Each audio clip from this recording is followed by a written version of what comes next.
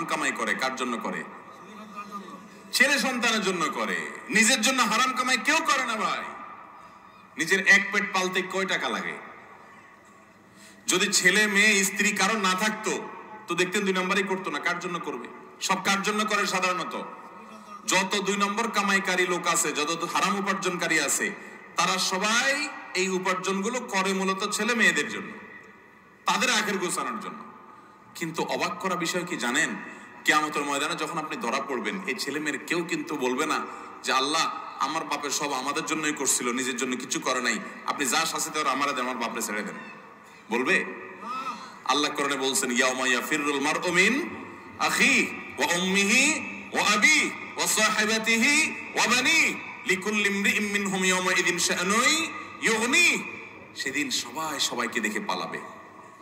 মাকে দেখে সন্তান পালাবে, বাপ তো পরের কথা, যে না জানি আমাকে এসে ধরে কোনো আমলের জন্য।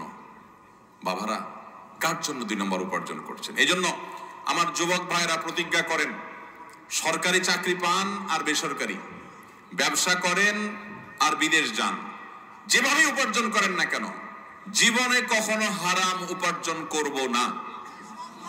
নিয়ত করবো তো ইনশাআল্লাহ।